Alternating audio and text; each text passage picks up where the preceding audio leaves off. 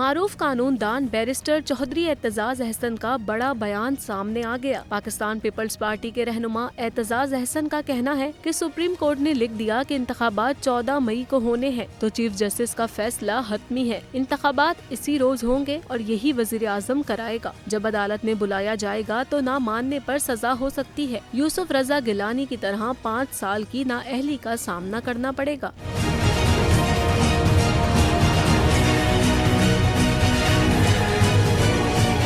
حرمت آئین اور عدلیہ کی آزادی پر کانفرنس سے خطاب کرتے ہوئے سابق وفاقی وزیر قانون اعتزاز احسن کا کہنا تھا، وزیر اعظم اور لندن سے ان کا بھائی نواز شریف کہتا ہے وہ بینچ کو نہیں مانتے۔ ہمیں مل کر یہ سوچنا ہے کہ کیا آئین اور قانون کی بالادستی ہونی ہے یا نہیں۔ جو عدلیہ کے فیصلے پر عمل نہیں کرے گا وہ نااہل ہو جائے گا۔ انہوں نے کہا پارلیمنٹ اور عدلیہ کے درمیان تاریخی جنگ شروع ہو گئی ہے۔ سیاسی جماعتیں آپس میں دست و گریباں ہیں۔ اب یہ عالم ہے کہ بینچ کی تشکیل دیکھ کر بتا سکتے ہیں فیصلہ کس سائٹ کا ہوگا۔ پیپلز پارٹی کے سینئر رہنما اعتزاز احسن بولے، سیاسی امور کو پارلیمنٹ میں رہنا چاہیے۔ ادارے دست و گریباں ہوں تو ہمیں سوچنا ہوگا۔ سیاسی امور عدلیہ میں داخل ہو گئے ہیں۔ عدلیہ میں دراڑ پڑ چکی ہے۔ عدلیہ میں دراڑ اس حد تک پڑ چکی ہے کہ مل کر کام کرنا ممکن نہیں رہا۔ یہ معاملہ انتہائی سنگین صورتحال اختیار کر چکا ہے۔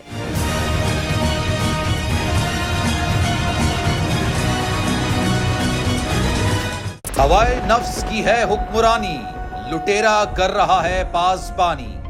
بول نیوز کے مارکیٹنگ ہیڈ آکاش رام تاحال لاپتہ، تفتیشی ادارے جواب دینے سے قاصر۔ اہل خانہ پریشان، بیٹے کی جدائی میں ماں غم سے نڈھال۔ جو بچو ہندو پر آئے تھے جو کو پاکستانی، مجھے مہربانی کرے پنجو آکاش واپس کیو۔ حکومت سے بے قصور اور محب وطن بیٹے کی بازیابی کے لیے فریاد۔ سمیع ابراہیم اور صدیق جان کا سپریم کورٹ کے باہر احتجاجی کیمپ کا اعلان۔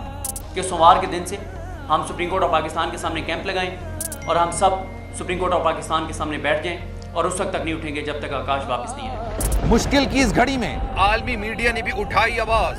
CNN، آج تک، انڈیا ٹوڈے، ٹائمز ناؤ سمیت عالمی میڈیا نے آکاش رام کے اغوا کے خلاف دیا بول کا ساتھ۔ اف کیا ظلم ہے، بول انصاف کا منتظر۔